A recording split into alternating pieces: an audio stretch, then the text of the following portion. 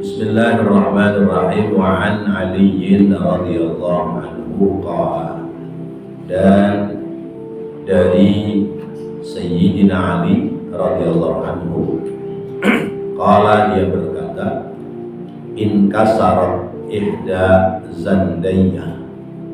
In kasarat patah atau retak, ihda zandayya salah satu dari dua pergelangan tangan saya. Fasa'altu, maka aku bertanya Rasulullah kepada Rasulullah SAW. Fa'amaroni, kemudian Rasulullah memerintahkan kepadaku an amsaha, agar mengusap alal jabairi, atas balutannya saja. Rawahu Ibnu Majahin bisanadin wahin jiddan. Mari kita baca terlebih dahulu. Bismillahirrahmanirrahim. Bismillahirrahmanirrahim. Wa an Aliyin, dan dari sahabat Ali radhiyallahu anhu, qala, dia berkata, in kasarat, patah, ihda zandayya, salah satu dari dua pergelangan tangan saya. Fasa'altu, lalu aku bertanya Rasulullah kepada Rasulullah sallallahu alaihi wasallam. Fa'amaroni, kemudian Rasulullah memerintahkan kepadaku an amsaha, agar aku mengusap alal jabairi, atas balutan saja. Rawahu, meriwayatkan hadis Ibnu Majahin, Imam Ibnu Majah, bisanadin, dengan sanad wahin jiddan. Bapak-bapak, hadirin dan saudara-saudara, masih terkait babnya adalah ayam. Bahwa Rasulullah sallallahu alaihi wasallam itu ngasih tahu kepada menantunya, yaitu Sayyidina Ali. Sayyidina Ali, entah itu pulang perang, entah itu terjatuh, itu salah satu dari pergelangan tangannya patah atau retak. Ya, pergelangan tangan ini berarti ya. Ini. Nah, itu berarti luka. Atau misalnya tidak luka karena tulang engselnya ada yang meleset, kemudian diurut, lalu dibaluri minyak barangkali, kemudian dibalut. Lalu Sayyidina Ali mau sholat, bingung ini wudunya bagaimana.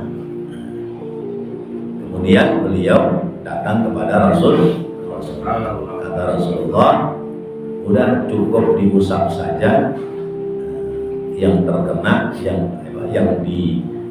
yang ditempati oleh pembalut yang ada.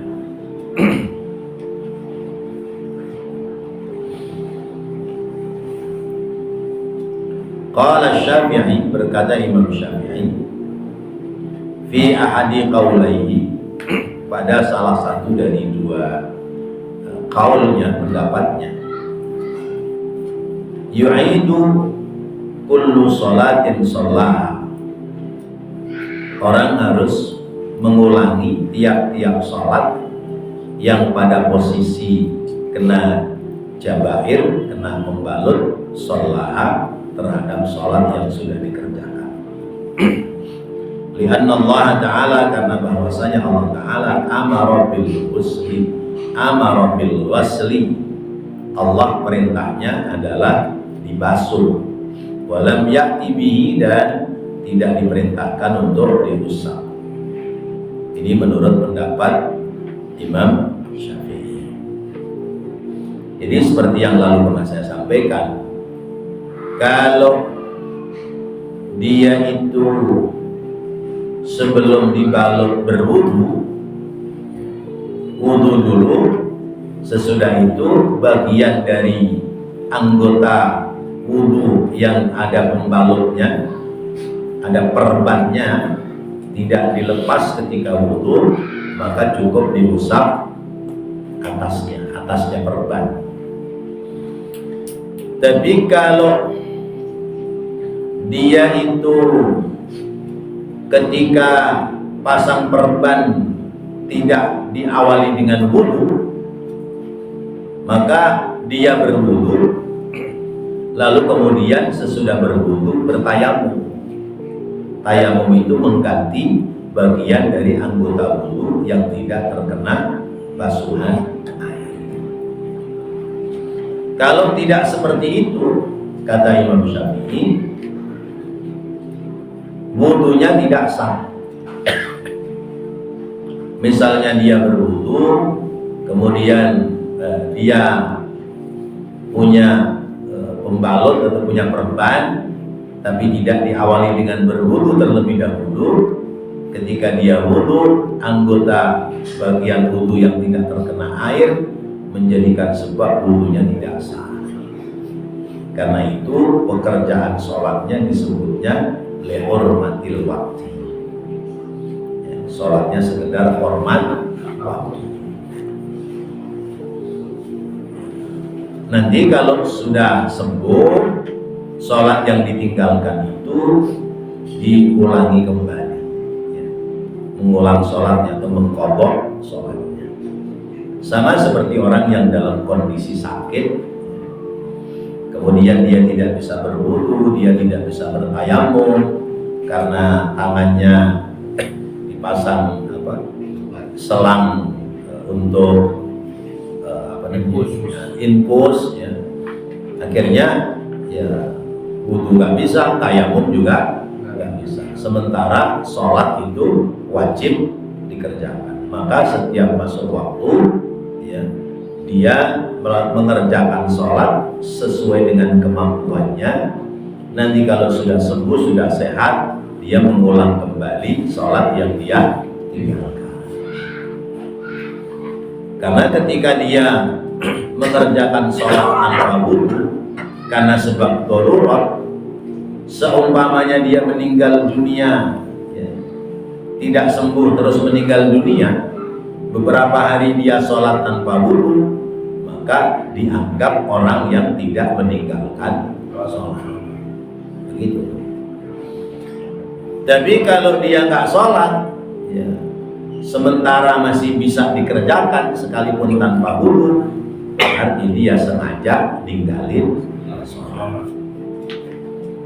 Sakit 5 hari, pre juga sholat 5 hari, ya, 5 kali 5 berarti 25 sholat, ya, dia tinggalkan. Nah, kalau orang ini meninggal dunia, tidak bisa diganti ini sholat yang ditinggal. Adapun ahli waris mengqadhakan sholat atau ahli waris mengeluarkan fidyah sebagaimana orang meninggalkan puasa, itu adalah upaya dari ahli waris, ya, dalam rangka birrul walidain, kalau memang itu yang mengerjakan anaknya, supaya dosa orang tua yang meninggalkan sholat diampuni oleh Allah. Jadi 5 hari nggak sholat kali 5 waktu, kebetulan anaknya ada 5, udah berarti satu anak ganti satu sholat selama 5 waktu, ya, satu ganti sholat zuhur, satu ganti asar, satu ganti maghrib, terus. Ya. Nah, niatnya bagaimana? Saya niat sholat maghrib mengqadha sholat bapakku. Usolli fardal maghribi qadha'an li abi atau qadha'an li ummi. Ini namanya upaya birrul walidain. Cara kita berbakti kepada orang tua, ya, meninggalkannya sholat oleh orang tua dibayar oleh anaknya, atau dibayar dengan fidyah, dinisbahkan kepada orang yang meninggalkan puasa.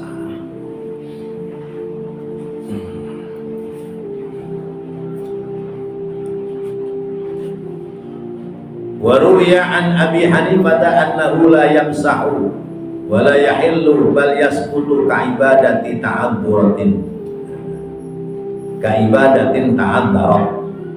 Kata Imam Hanafi, nggak apa-apa sekalipun tidak diusap, sekalipun tidak terkena itu anggota wudu karena sebab ada balutan, karena orang yang pada posisi seperti itu disejajarkan dengan ibadatun ta'adzarat, orang yang ibadahnya sebab udzur.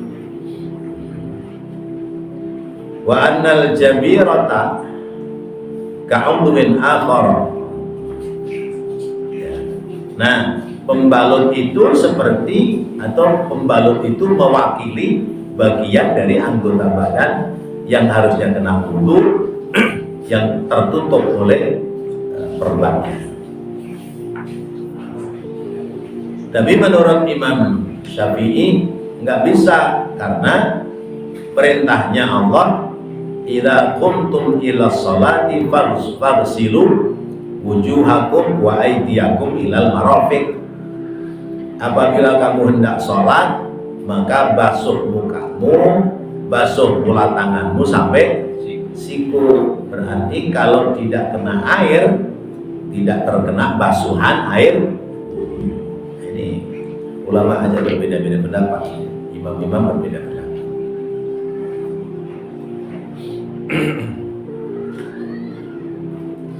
Inkasarat zandi, inkasarat ihda zandi, wahia wazandu kama fil qamus ma inhasara anhul laham minad dira'i, yaitu keluarnya daging dari anggota siku. Wa huwa mafsalul kawaini minal kaffi, yaitu tulang yang menyambungkan dari telapak tangan ke siku. Ya, ini berarti pergelangan tangan, ya. Jadi jatuh, sobek, ya, dagingnya sampai keluar. Ya, boleh jadi perang gitu, ya. Perang kena pedang atau kena panah dan lain-lain.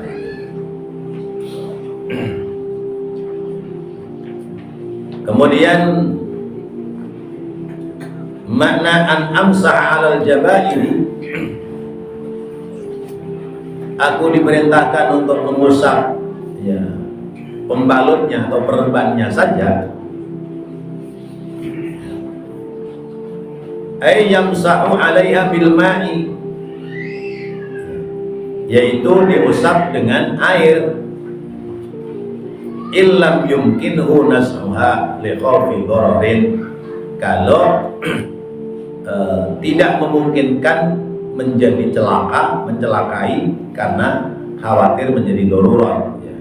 Sebab yang namanya luka kalau ingin cepat kering, cepat sembuh, itu jangan sampai kena air. Wa hasilu mas'alatil jabirati, dan kesimpulan masalah pembalut inda Syafi'i, menurut Imam Syafi'i, annaha in kanat fi a'dha'i tayammum wajabat al-i'adatu mutlaqan, bahwasanya apabila yang terkena luka yang dibalut itu bagian dari anggota tayammum, maka wajib dia mengulang dalam sholatnya. diulang posisi, kembali melakukan sholat kalau nanti dia sudah sembuh. Linaqsil badali wal mubdali jami'an, karena nakisnya, kurangnya badal dan mubdal atau badal dan mubdil. Jadi tidak sempurna wudunya sebab tidak terkena basuhan air. Ini menurut pandangan mazhab Imam Syafi'i. Sementara kita ini orang Ahlus Sunnah wal Jamaah, mazhabnya mengikuti mazhab Imam Syafi'i. Maka kalau yang terkena pembalut itu bagian dari anggota wudu, sebelum dibalut berwudu terlebih dahulu. Tapi kalau misalnya dia tidak berwudu, maka nanti kalau dia itu wudu diganti ditambahi dengan tayamum. Ini hal pertama tentang pembalut atau tadi perban, ya. Karena pembalut nanti konotasinya beda. Wa an Jabirin radhiyallahu anhu, dan hadis riwayat dari sahabat Jabir bin Abdullah radhiyallahu anhu fir rajuli, terhadap seseorang alladzi syujja, yang dia punya luka besar di kepalanya. Faghtasala, kemudian dia mandi, famata, lalu dia meninggal dunia. Karena kepalanya yang bocor itu kena air. Innama kana yakfihi, innama sesungguhnya kana ada yakfihi, cukup baginya ayyatayammama, agar bertayamum, wa yaksiba an jurhihi, wa yaksiba, dan membuat perban ala jurhihi, atas yang luka, khirqatan, dengan kain, summa yamsaha, kemudian mengusap, alaiha, padanya, pada perban itu, wa yaghsila sa'ira jasadihi, dan menyiramkan air ke seluruh anggota badannya. Rawahu Abu Dawud bisanadin fihi dhaifun. Hadis riwayat Imam Abu Dawud dengan sanad yang lemah, wa fihi ikhtilafun ala rawihi, dan di sini ada perbedaan atas para perawinya. Kita baca kembali. Bismillahirrahmanirrahim. Bismillahirrahmanirrahim. Wa an Jabirin, dan dari sahabat Jabir, radhiyallahu anhu, fir rajuli, tentang seorang laki-laki, alladzi syujja, yang terluka besar pada bagian kepala, faghtasala, lalu mandi, famata, kemudian dia meninggal dunia.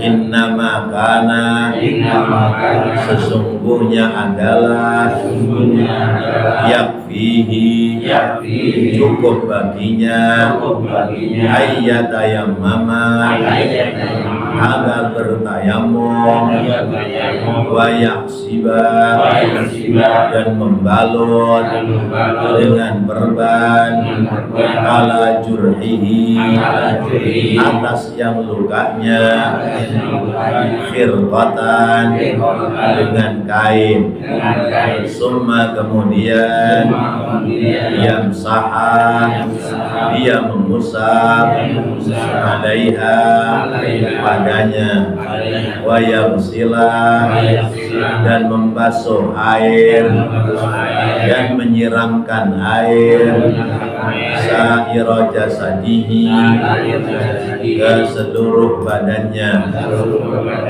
Rawahu Abu Dawud, meriwayatkan hadis Imam Abu Dawud. Bapak-bapak dan saudara-saudara, ini hadis sudah diringkas. Asal hadisnya begini: kharajna fi safarin fa asaba rajulan minna hajarun fashajjahu fi ra'sihi summa talama fasa'ala ashabahu faqala hal tajiduna li rukhsatan bitayammum qalu ma najid laka rukhsatan wa anta taqdiru 'alal ma' faghtasala famata. Kata sahabat Jabir, kita sedang bepergian ya, dengan beberapa teman, lalu salah seorang teman kita itu ketimpuk batu, kemudian terluka, lukanya menganga itu di kepala. Sementara waktu tidur dia ihtalama, mimpi ya, kober-kobernya, kepalanya sedang bocor, tidur mimpi sehingga keluar air mani. Begitu bangun, dia mau sholat kan wajib mandi terlebih dahulu.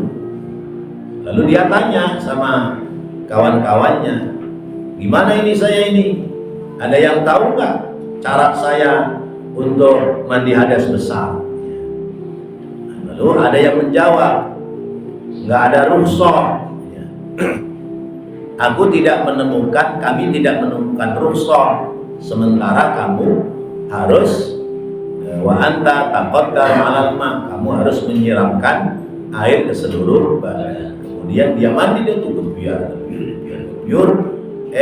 sesudah mandi rapi dia menggigil meninggal. Ya.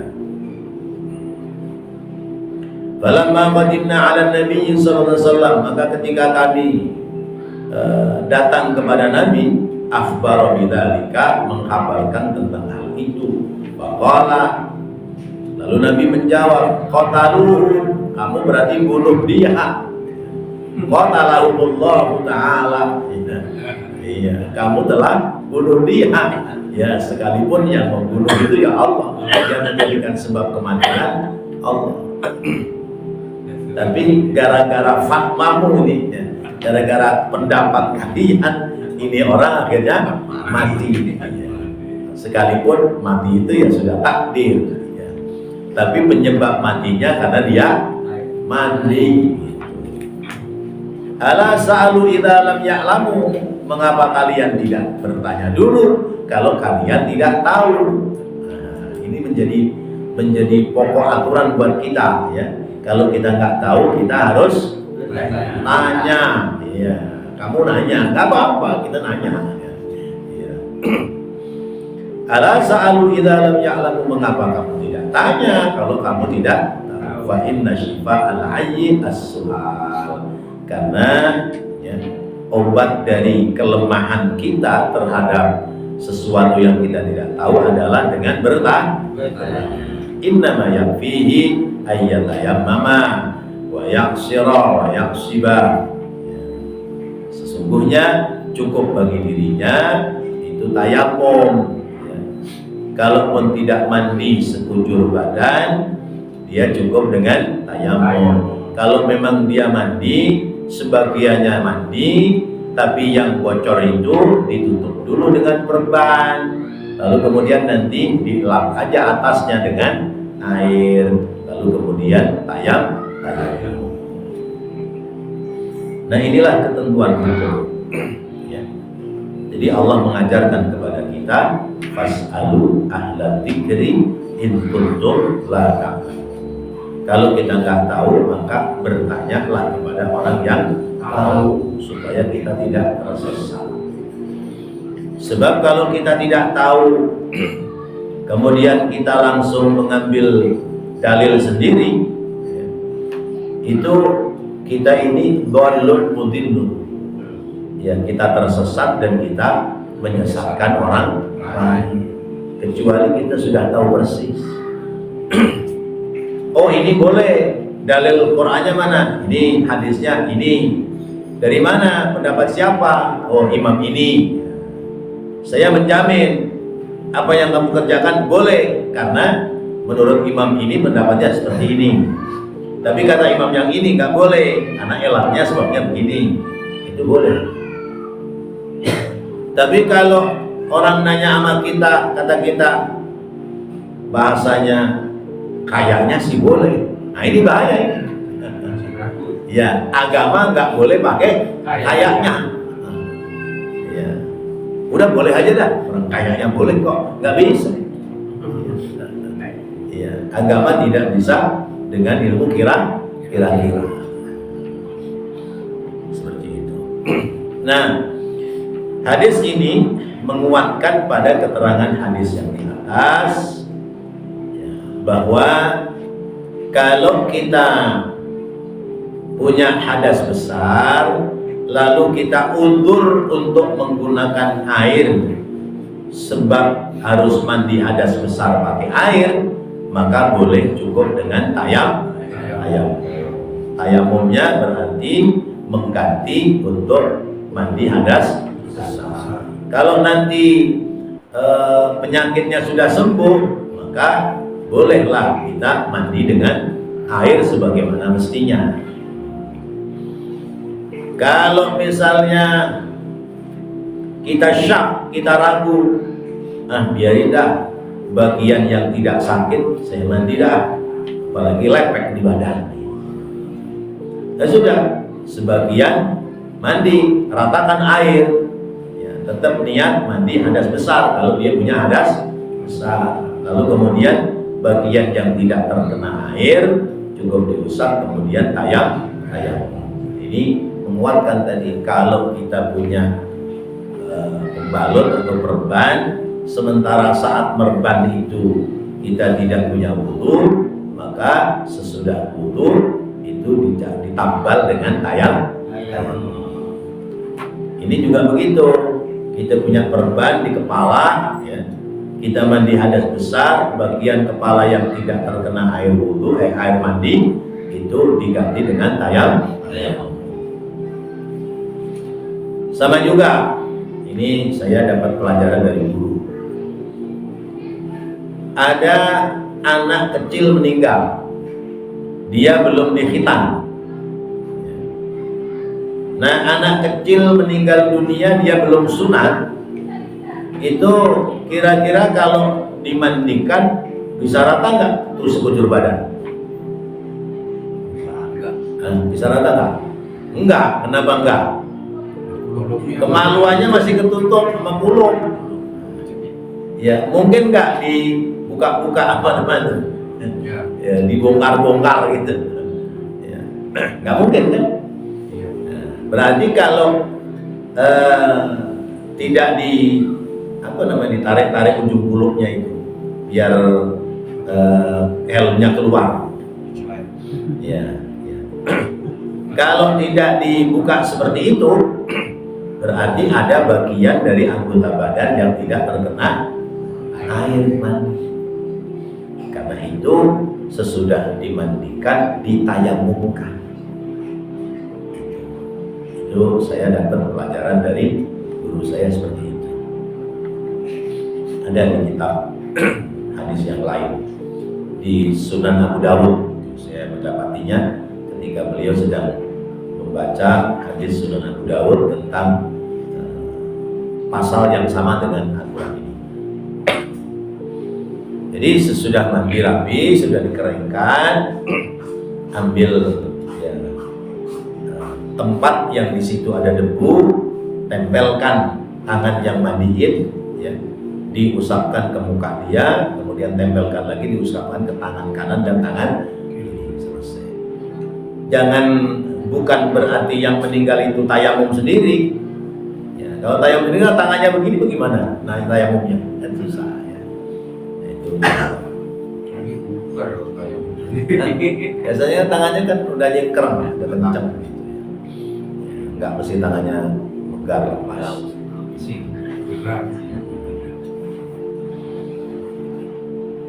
Innama yakfihi ayyatayammama, ya, maka cukup bagi dirinya itu tayamum. Wa yahsiba khirqatan summa yamsahu 'alaiha wa yaghsilu sa'iru jasadi. Fashajja, makna fashajja, syujja atau fashajja, fashujjahu ay Darbur ra'si khossatan, ya, jadi kepalanya ketimpuk batu, ya. Atau dia jatuh kepleset, kepalanya kejedot batu. Ya, sampai Rasul katakan, kalau begitu kamu yang bunuh ini. Lalu satu hadis lagi selesai bab tentang tayamum. Wa an Ibni Abbasin radhiyallahu anhu qala, hadis riwayat dari sahabat Abdullah bin Abbas. Qala, dia berkata, minas sunnati alla yusalli ar-rajulu bitayammumi illa salatan wahidatan. Ya. Minas sunnati, sebagian dari kesunahan orang bertayamum, alla yusalliya, bahwasanya dia tidak sholat ar-rajulu seseorang bitayammumi dengan satu tayamum illa sholatan wahidatan, kecuali satu sholat fardu. Summa yatayammamu, kemudian dia bertayamum lagi lis sholatil ukhra, untuk sholat yang lain. Rawahu Daruqutni bi isnadin dhaifin jiddan. Hadis riwayat Imam Daruqutni dengan sanad yang lemah. Jadi ini namanya Imam Nawawi ini dalam menghimpun hadis, Imam Ibnu Hajar Al-Asqalani dalam menghimpun hadis ini jujur, ya. Sekalipun hadis lemah tetap dikumpulkan. Tapi kalau hadis itu maudhu', hadis itu palsu, nggak ditampilkan. Karena hadis lemah itu masih bisa dijadikan sandaran ibadah, tapi sebagai penguat, bukan sebagai dalil dalam menentukan hukum. Maka hadis dhaif itu biasanya bergandengan dengan hadis-hadis sahih yang lain. Bahwa minas sunnati fa sunnatu huna asy-syari'ah al-mudhahirah al-mudhirah. Sunnah di sini maksudnya adalah syariat yang benar. Laisal murad biha ma yusabu ala fi'lihi wa la yu'aqabu ala tarkihi. Bukan sunnah dimaksudkan sunnah yang berpahala kalau dikerjakan dan tidak berdosa apabila ditinggalkan, bukan sunnah itu. Artinya sunnah dimaksudkan adalah syariat yang baik, ya, ajaran agama yang benar, cara kita yang benar. Tayamum itu bahasanya gitu kira-kira, yaitu satu tayamum hanya boleh buat satu kali sholat fardu. Tayamum sholat duhur, habis sholat duhur, sholat sunnah sebelum duhur, qabdiyah duhur, ba'diyah duhur boleh. Baca Quran boleh, ibadah yang lain boleh. Masuk waktu asar belum batal, maka tayamum duhur tidak bisa buat tayamum, tidak bisa buat sholat. Begitu masuk waktu asar, tayamum lagi. Tayamum lagi. Nah sekarang kalau untuk sholat double, sekarang bagaimana kalau sholatnya itu sholat jamaah atau sholat qadha? Ada dua pendapat. Pendapat pertama, sekalipun sholat jamaah, habis menjamaah sholat pertama, tayamum, baru sholat yang kedua. Tapi pendapat yang lain mengatakan, karena waktunya beriringan, tidak ada jeda, maka boleh menggunakan satu tayamum. Tayamum buat sholat duhur, ya, kemudian buat sholat asar, tapi sholat duhur dan asar yang dijamaah. Kan waktunya beriringan, tidak ada jeda waktu yang panjang. Maka sebagian ulama membolehkan, sebab masyaqqat menjadi sulit. Ya kalau dia sholat sendiri, kalau berjamaah ya 10 orang, 20 orang, ya habis duhur rapi tayamum lagi, ya.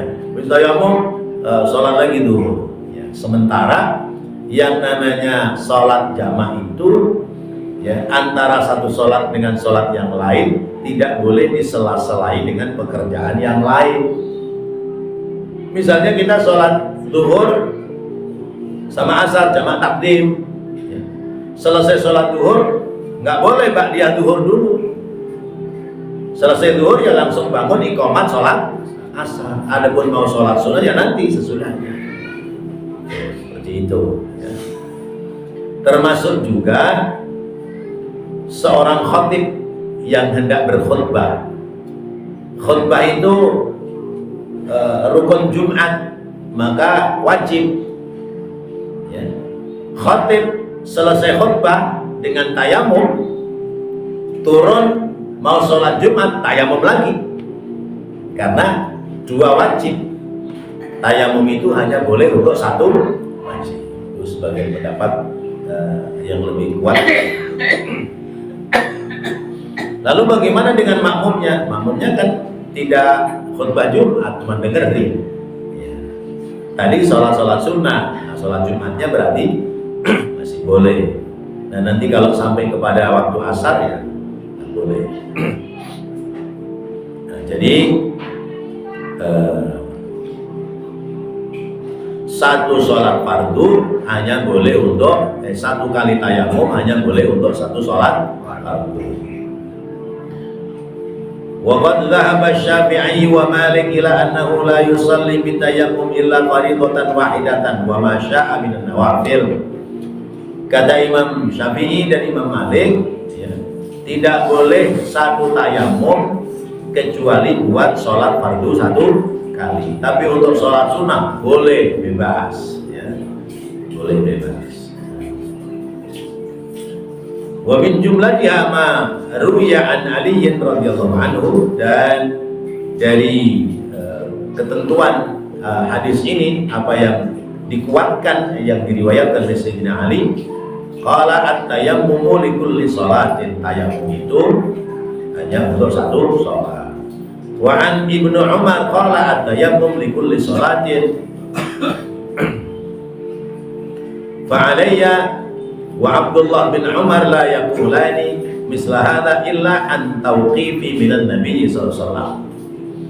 Kata sahabat Abdullah bin Umar, tayamum satu hanya untuk satu sholat, dan apa yang saya sampaikan yaitu Abdullah bin Umar ya, tidak diucapkan kecuali apa yang saya dapati dari Nabi kita Muhammad sallallahu alaihi wasallam.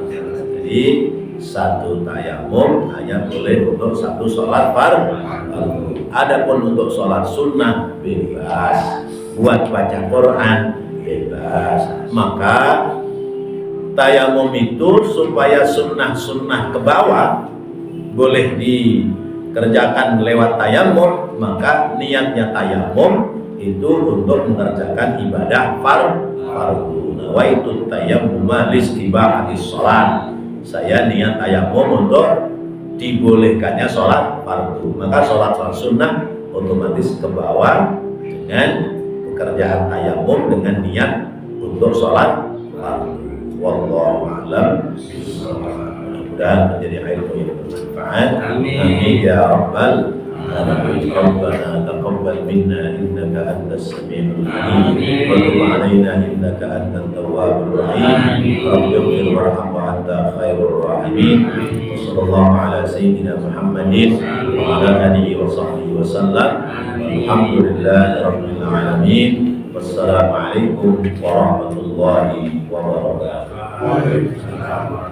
Ya Arhamar Rahimin, Ya